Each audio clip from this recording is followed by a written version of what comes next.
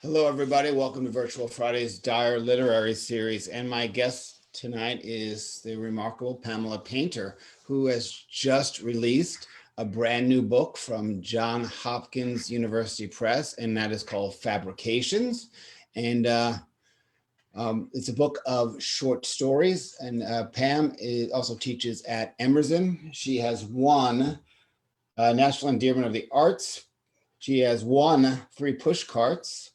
She has won the John Cheever Award for Fiction. And this was a much anticipated book, which has come out to some rave comments and reviews. So without anything else for me to say, ladies and gentlemen, Pamela Painter.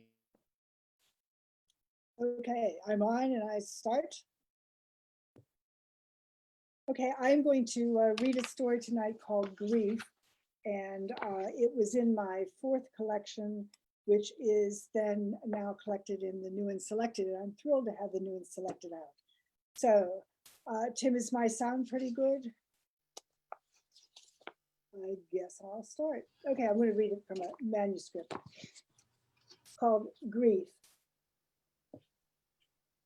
Harris was walking his usual route to work up Beacon Street and past the State House when half a block ahead he saw their stolen car stopped at a red light. It was their missing car, all right, a white 94 Honda Accord, license plate 432 Dog, easy to remember.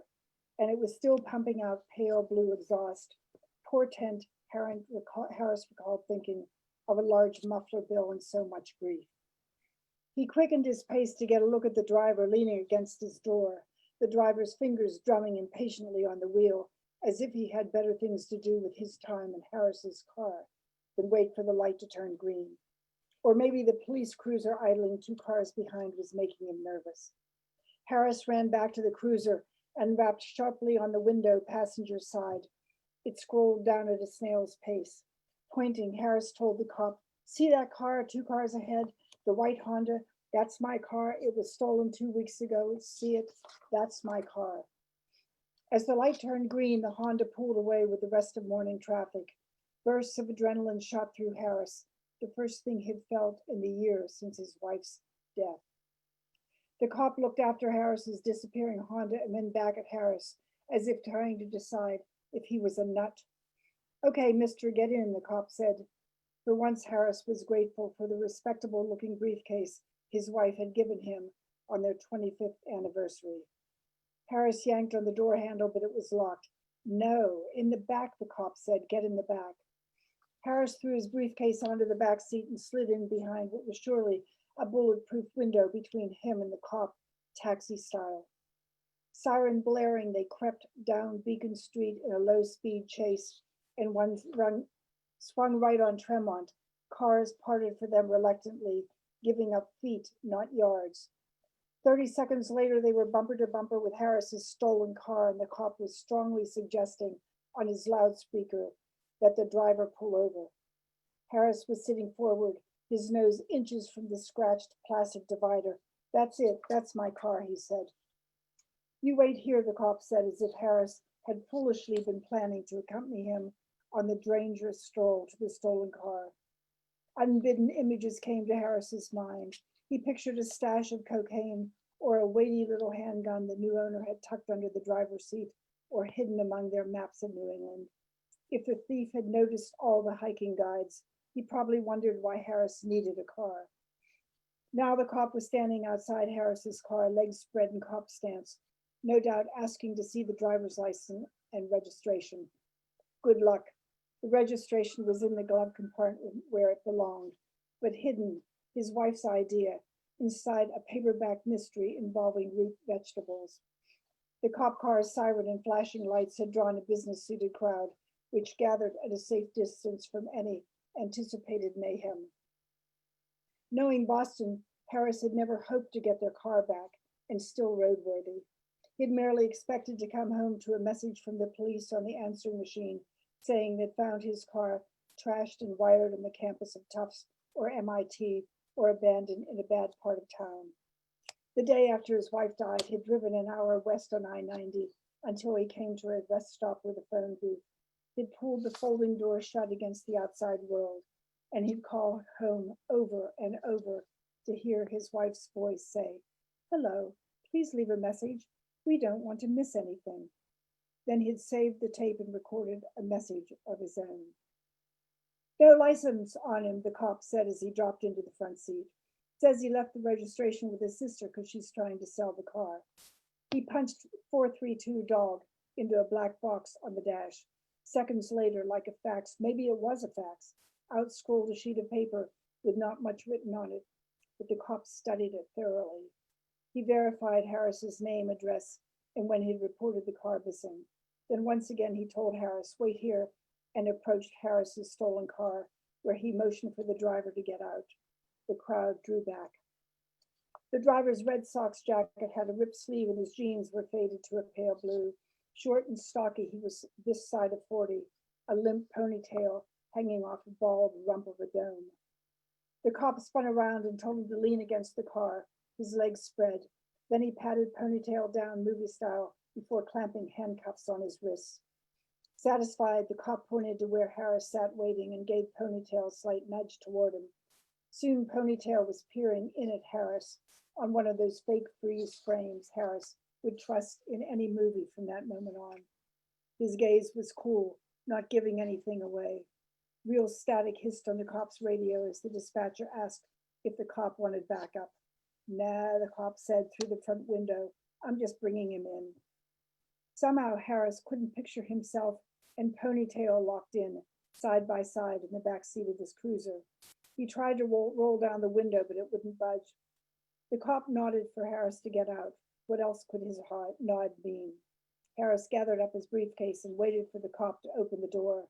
Harris's peripheral vision assured him that Ponytail and he were not going to do anything rash, like make eye contact a second time. "The car is all yours," the cop said. "Keys are in it." All three of them looked at Harris's car, helping the police cruiser hold up traffic. "Thanks," Harris said. Then, "You mean I just drive it away?" "Anywhere you want," the cop said. "I can't take custody of him and your car at the same time. He's coming with me. I guess that leaves you with the car." His mustache twitched with humor, impatience, and pride. "Sure thing," Harris said, something he knew he'd never uttered before in his life. "Well, see you around." Feeling a bit ridiculous, Harris took possession of his car. He moved the seat back and adjusted the rear view in time to see Ponytail disappear into cop car land, the cop's hand on the back of Ponytail's neck to make sure his head cleared the door frame. The cop pulled out and around Harris, no siren, but his lights still flashing. Slowly, Harris drove back to his apartment and parked in front, in the same spot from which his car had been stolen. For the first time, he assessed its state, then set to gathering up Dunkin' Donut cups, McDonald's cartons, candy wrappers, and stuffed them into a white Dunkin' Donuts sack. The paperback mystery, Roots of All Evil, was still in the glove compartment, and just as his wife had predicted, had disguised the registration well. The walking guides and maps were still under the seat. There was no handgun, and when Harris got home after work that night, there was no wife to tell the story to. 3 days later, he was matching socks and watching the 6 o'clock news when the phone rang. He hoped it wasn't the solicitous new tenant from the upstairs apartment, a woman whose roast lamb and braised chicken tempted Harris to emerge from his solitary gloom, a gloom he always returned to well-fed, but even more despondent. She had probably noticed his car in the street and wanted to hear how he had gotten it back, perhaps help him celebrate. He didn't know how to tell her that more than the car was missing. When he said hello, he felt instant relief that it was not the woman upstairs, but a man's gravelly voice. "You got my TVs," the voice said. Harris told him he had the wrong number. "No, I don't," the voice said. "I want my TVs." Harris hung up and went back to sorting socks. Mostly black, they were draped over the back of the couch side by side, toes pointing down, the way his wife used to line them up. Now, fewer and fewer of them matched. The phone rang again. It was probably the guy missing his TVs, and Harris thought, letter. Next night, about the same time, the phone rang. Harris was sitting on the couch beside the leftover socks, again dreading the cheerful voice of the woman upstairs. The man's gravelly voice said, They're in the trunk of your car. The TVs, Harris said. See, I knew you had them. Harris matched the man's TVs with his own stolen car. Ponytail. Knowing Boston, what had made Harris think Ponytail would be arrested, indicted, convicted, and put away? The cop never suggested to Harris that he should press charges, a failure pointed out by his cynical colleague in the accounting firm where Harris spent his days. The cop probably dropped your Ponytail guy at the next corner, Rentz said. Clearly, Ponytail wasn't calling Harris now from some jail.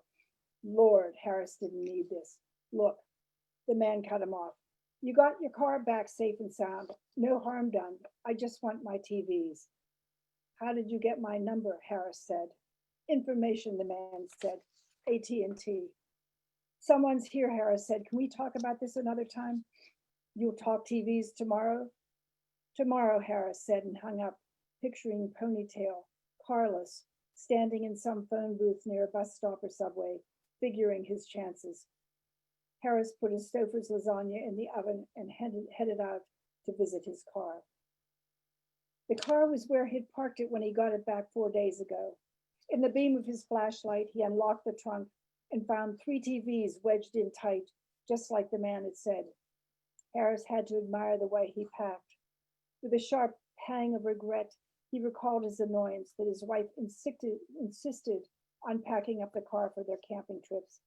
She'd assemble everything outside by the car, eye it thoughtfully, then begin with the large items first, the tent, the kerosene stove. At the end, there'd be no extra space, but nothing left behind. The TVs weren't new, but newer than Harris's, with large blank screens. All of a sudden, he felt very tired. The next night, he waited for the call, not sure what he'd say. He turned the news on with no sound. The back of the couch was free of socks, the socks put away. Who said they had to match? When the phone rang, Harris was ready with a gruff hello.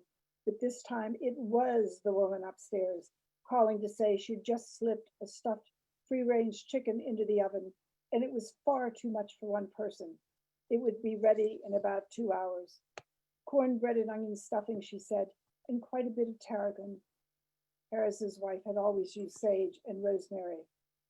For what must have been the 5th or 6th time, Harris thanked her and said he'd bring a bottle of wine. He imagined the new photographs his upstairs neighbor would show him, her son's gourmet peppers, or alarming images from her daughter's latest assignment with Doctors Without Borders. A daughter who had his neighbor's same pale hair and deep-set, discerning eyes.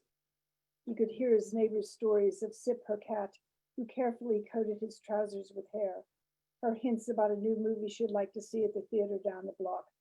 He wouldn't tell her, and she couldn't know that his wife and he had held hands in every movie they ever saw, her hand in his, their fingers changing pressure in her lap of wool or denim or silk. Often now his hands felt empty. His neighbors couldn't know he was afraid, no terrified that in a moment of high emotion or fright at the images on the screen, he might reach for her hand, her perfectly good but achingly unfamiliar hand. I'll bring a bottle of wine, he said, because he didn't know how to say no. Then he clicked off the silent news and hauled out his briefcase. 2 hours was enough time to get through tonight's office work. Ponytail called 5 minutes later. To Harris's surprise, he found himself taking part in complicated, delicate arrangements to give back the TVs. Of course, this was after Ponytail explained that they had once been in dire need of repair, but now they were ready to be returned to their impatient owners. I pick up and deliver, Ponytail said. This won't take long. You got any TVs or toaster ovens, anything giving you trouble? Just the TVs, Harris told him. 10 minutes later, Harris was driving to the appointed place, wondering if he really would go through with this maneuver. Lately, he didn't feel prepared for anything. He probably wouldn't be meeting Ponytail if his wife were at home waiting for him, worrying. They would have talked it over and together come up with a plan. It saddened him that he didn't know what she would have wanted him to do. As arranged, Ponytail was standing on the corner of Government Center near the subway stop, only a few blocks from the spot where Harris had been given back his car. Neither of them had suggested Ponytail come to Harris's house. Though the September night was warm, Ponytail's hands were tucked into the front pocket of his Red Sox jacket. This made Harris a little nervous. He pulled to the curb and beeped his horn twice. Ponytail glanced at Harris's car, and then, as if to shield himself from a brisk wind, he slowly turned full circle to light a cigarette behind cupped hands. Clearly, he was looking for a trap, and somehow his caution made Harris feel a little better. Finally, Ponytail sauntered over and leaned down as if to make sure it was Harris. Then casually, he flicked away a cigarette and tugged on the handle of the passenger door. It was locked. Harris had made sure it was locked before setting off. Ponytail didn't seem to find the locked door strange and stepped back with a nod. Harris, embarrassed by his own unaccustomed display of caution, got out. His car idled in a light blue cloud of exhaust. Across the roof, Ponytail squinted at him. Like I said in the phone, this won't take long, an hour maybe. He took his hands out of his pockets and placed them flat on the car's roof, as if to offer Harris, with this gesture, his assurance that he was not going to do anything rash. No doubt he was counting on the same from Harris. Okay, Harris said, thumping the car's roof with the flat of his palm, let's do it. Once again, adrenaline was pumping through Harris as it had when he first spotted his car. He slid behind the wheel, leaned over to unlock the passenger's door. Ponytail got in, the first passenger to ride in his car since his wife died, although he'd never thought of his wife as a passenger. Ponytail's knuckles were white, his fingers drummed on worn denim knees. Where to, Harris said, belatedly, thinking he should have told someone, maybe the woman upstairs, where he was going. Get on to Starro and head up Route 1. Ponytail buckled his seatbelt and slouched against the door, eyeing his side mirror. His ponytail whisked on his solid shoulder. Stealthily, Harris rubbed the back of his neck, unable to imagine securing his hair with a rubber band, unable to feel a ponytail swishing against his collar, surprised even to consider it. Once they were on the road, Ponytail said, "Hear that rattle? Your oil needs changing." Harris glanced down at the dash, which was reassuringly dark. A light usually comes on as if them lights don't know a thing, Ponytail said. So you think it's the oil? Harris said. I was going to do it, Ponytail said. Yes, well, thanks, Harris said. You probably know about the muffler, Ponytail said. Harris told him he did. Then, you been repairing TVs long? Harris thought for a minute. Nah, not too long. What do you do? Mostly tax returns, Harris said. You been repairing tax returns long? Ponytail said. Indeed, Harris thought, but only said, not too long. They settled into silence as the neon of roadside small businesses flashed by. After a while, Ponytail told Harris to turn off Route 1 and take the overpass, then make a right at Cappy's Liquor. 3 streets over, they were in a neighborhood of 2-story houses, lanky trees, and sloping, cracked sidewalks. Aluminum siding glowed in the evening's dusk, and one house had a horizontal freezer on the front porch. Another house, an old-fashioned gas oven. Harris had seen such things on porches before, but now they seemed strange and menacing. Okay, first stop coming up, Ponytail said, trying for a little lighthearted humor.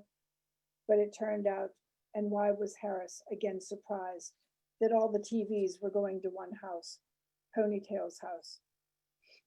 I said it wouldn't take long, Ponytail said, as if he was doing Harris a favor by consolidating the deliveries. They pulled into a narrow driveway bordered on one side by a chain link fence. Lights were on in the downstairs of the house. A green pickup on cement blocks loomed off to the side. Now it was Harris's turn to think about a trap as Ponytail got out and slammed the car door. A jungle gym took up most of the small backyard. Harris guardedly emerged from his car. Clothes flapped on a clothesline in the skinny side yard next to the driveway. Blouses or shirts, work pants, kids' clothes, socks, and a long red dress or robe of some shiny material that caught the light from the street lamp. Ponytail followed Harris's gaze. Damn dryer's broken, he said. Wife's been nagging me to fix it. I keep forgetting to order the part. At the fence beneath the window, he gave a sharp whistle. Harris backed up fast till he was flat against the car door with thoughts of taking off, TVs and all. Why on earth was he here? As if on cue, a woman came to the window and peered out through the screen. She was jiggling a kid about 2 on her hip. Absurdly, Harris found himself noticing that her blonde ponytail was fatter than her husband's. Hey, Ponytail called out to her, his thumb jabbing the air in Harris's direction. He's going to help me put the stuff in the garage. Another kid, not much older, butted his head under her arm. Bring in the clothes when you finish, he said without acknowledging Harris, then smartly wheeled the children away. Let's get to it, Ponytail said. His voice startled Harris, who had been imagining what it would be like to park in this driveway, to live in this house.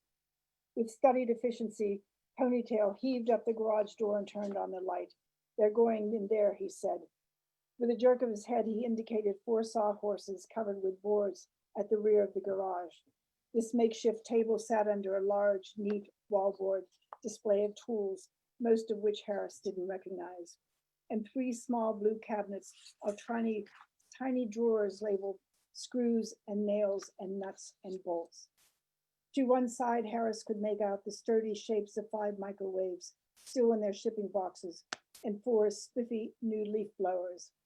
Ponytail swiped the table with a rag. It was a kind of no comment gesture, and Harris was grateful for it. Together, they hoisted the first TV out of the trunk. Hobbling sideways, they carried it up the driveway, arms wrapped under and around it forwards, almost touching across its top. Set her down right here, Ponytail panted, wiping his face on his jacket sleeve. The TVs were heavy. After the second one, Harris was sweating and huffing, his arms burned. He flexed his fingers and bent to wipe his face on his shirt sleeve, out of shape from no exercise, no long hikes for over a year. They trooped back to the car for the last delivery. Done. Ponytail patted the last TV. Carefully, he spread a brown tarp over the TVs and microwaves. They turned off the light. Harris stood off to the side while he pulled down the garage door. Well, Harris said, and because he didn't know what else to say, he turned toward his car. It had probably been parked on and off in the same driveway for 3 whole weeks. The candy wrappers must have been from the kids. Beyond the fence, the shiny robe or dress fluttering back and forth. It was a bathrobe, and Harris could see now that the hem was a little ragged and one of the elbows had a hole in it, but it was still of use. Without thinking, he walked past his car to the clothesline and reached up to undo the clothespins, holding the robe in place. The robe was red. It was light and slippery as he folded it over his arm. Ponytail touched his shoulder. Hey man, you don't need to do that. On the way home, Harris forced himself to drive slowly, even though the upstairs neighbor was waiting for him. She'd want to know all about his getting the car back. So over dinner, he'd recount how he spotted his car in traffic and his surprise that it was still roadworthy. He'd tell her about the telephone calls, the tense drive up Route 1, the wife and kids at the window, the garage full of companionable leaf blowers, microwaves, and TVs.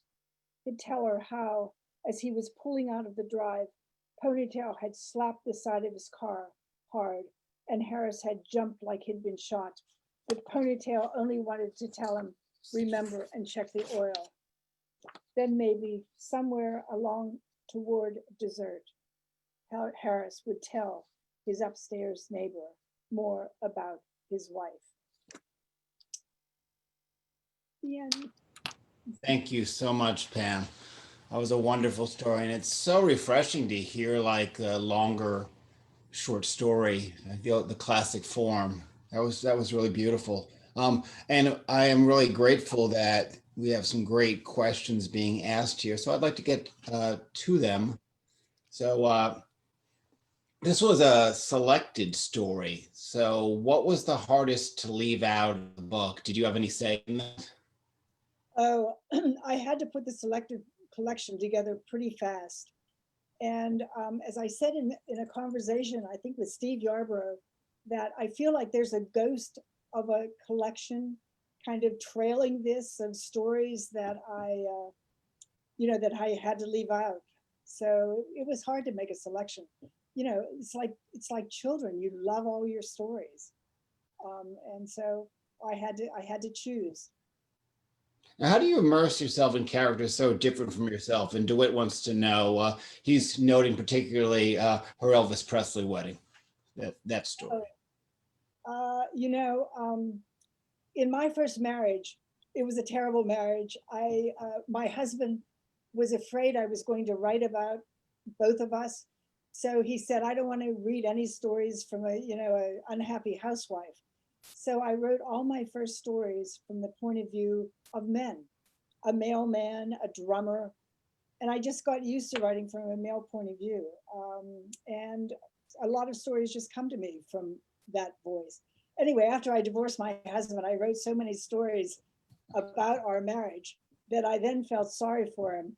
And I wrote a story from his point of view, giving him a voice. But DeWitt, you wanted to know about the Elvis Presley wedding. I love that story, but again, it came to me as a story for a male to tell. And what happened? One of my Emerson students got married in an Elvis Presley wedding, ceremony, just like that.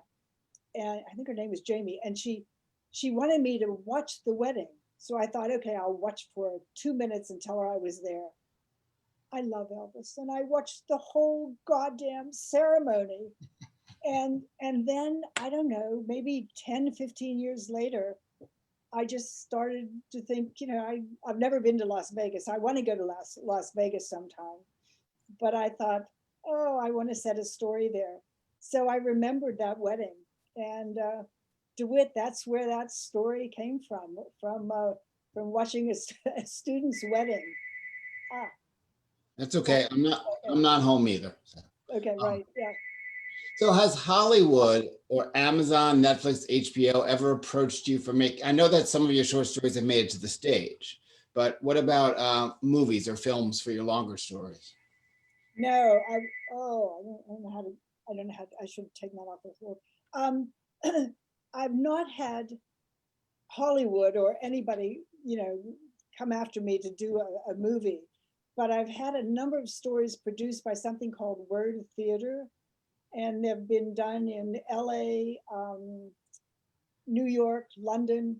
And who's the actor that's the husband in The Marvelous Mrs. Maisel? Anybody? I can't remember his name right now.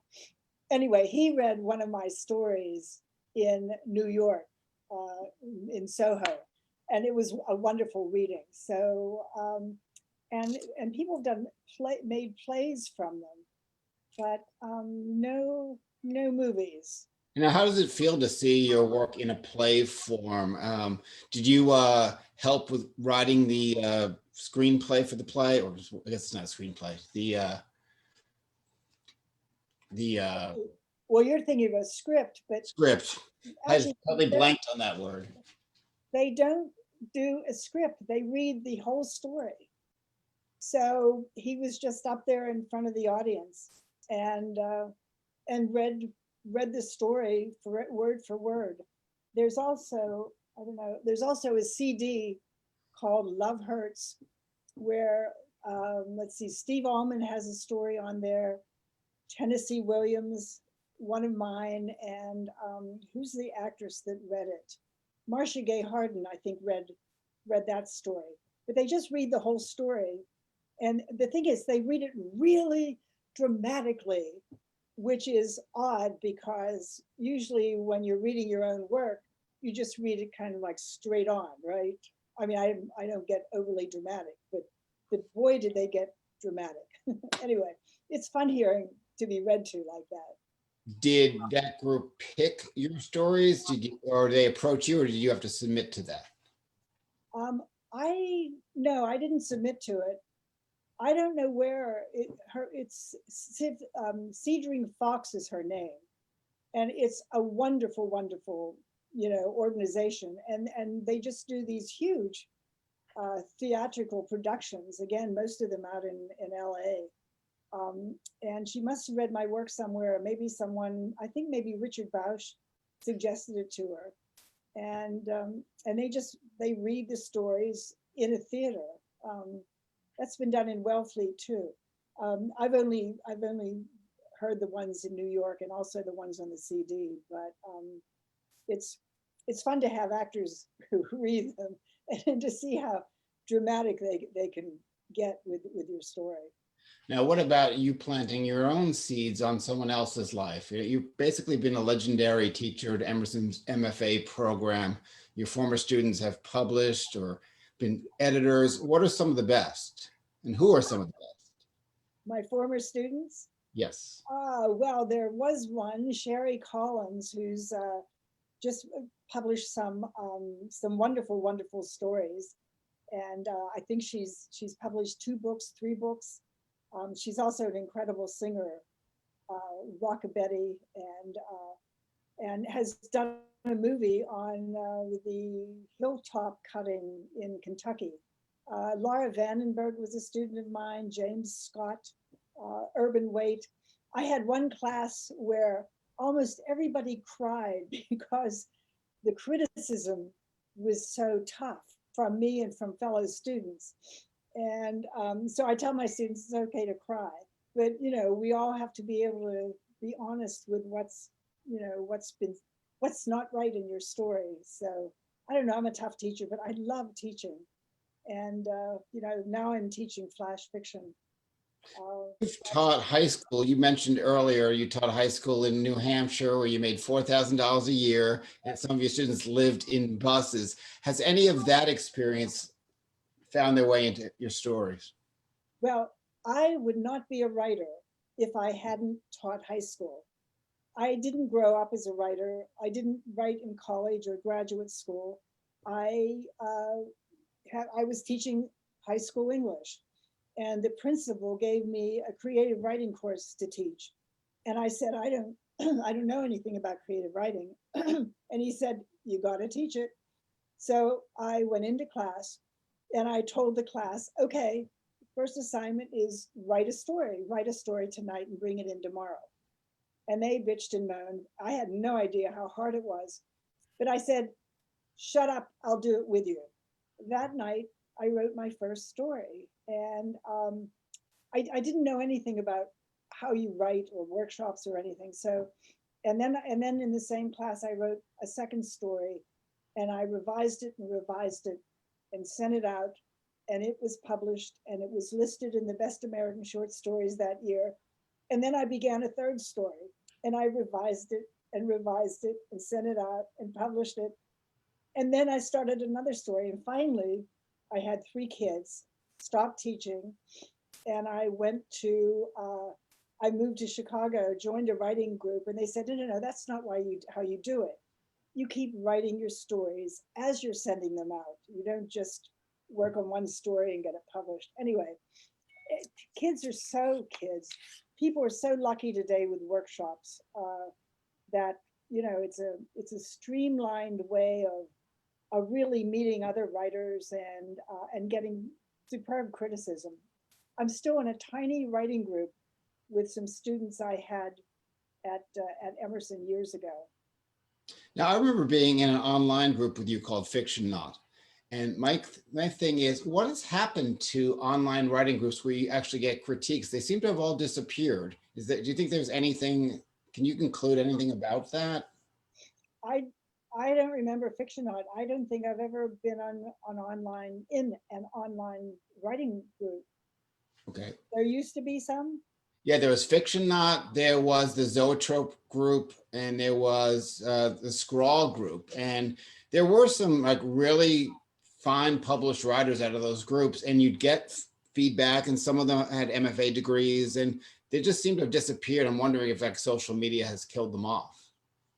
I don't know, but I saw that, for example, like Margaret Atwood is teaching on, as it comes across your Facebook feed, and Joyce Carol Oates is doing, they're called master classes. I don't know, I just teach my small workshop at Emerson where DeWitt used to teach, and DeWitt, we miss you.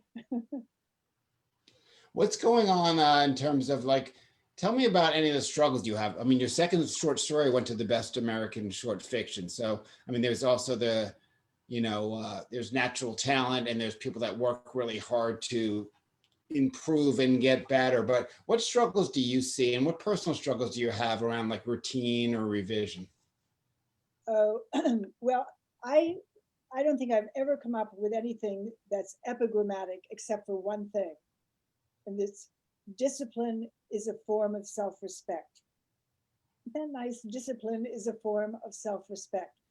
And I don't have a regular schedule. I have a schedule where my writing group meets, and I always have something ready for it. But and I'm doing flash stories. I had 3 kids. I did a lot of ghostwriting, so I didn't have a lot of time to write. And so yeah, so I don't know. A writer is someone who reads. I guess that's the best advice I would ever give anyone.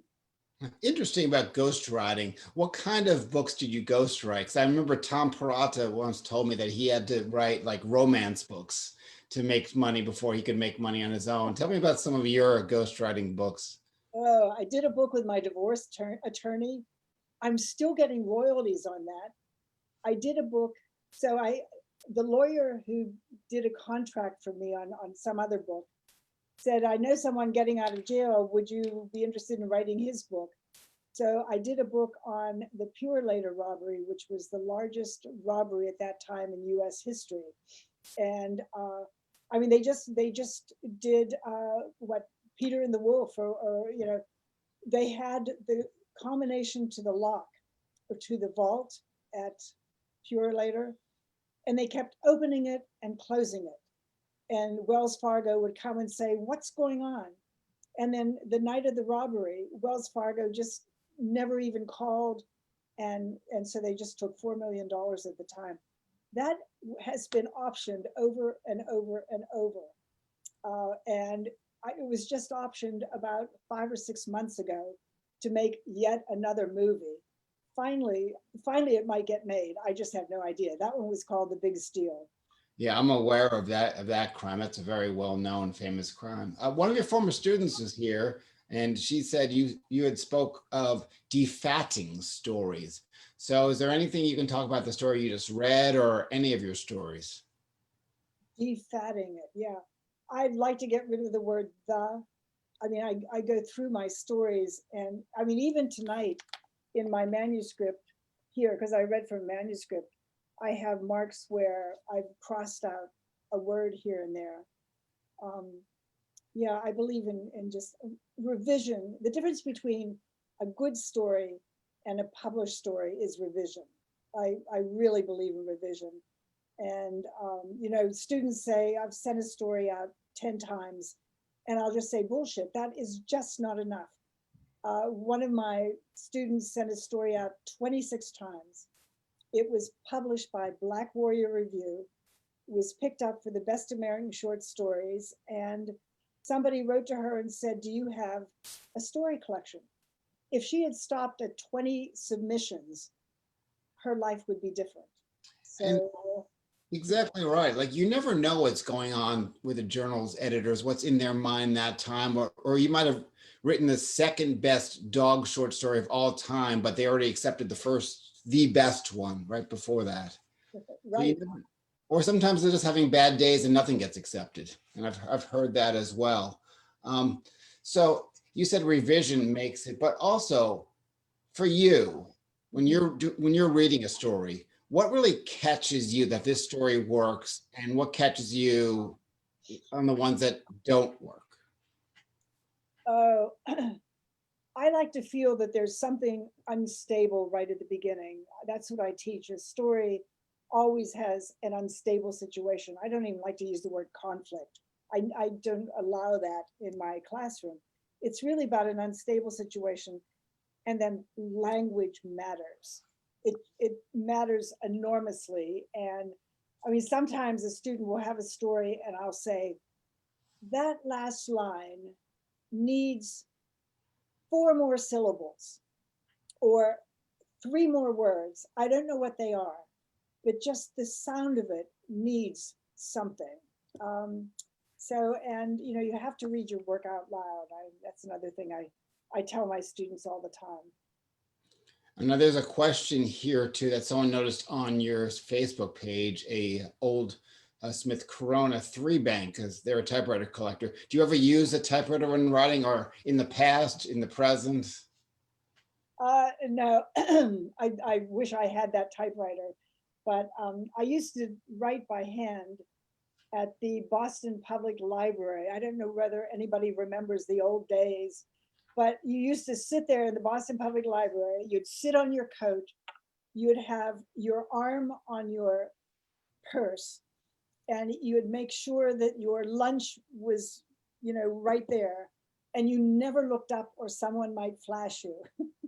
it was it was wild Flash in fiction those at days. its finest. What? Flash fiction at its finest. Right, right. Yeah, no, I was pretty wild in those days. And then when I got this electric typewriter and a computer, so I now write on a computer. But I always revise on hard copy. I so believe in that, on that page in front of you. All right. Last question of the night.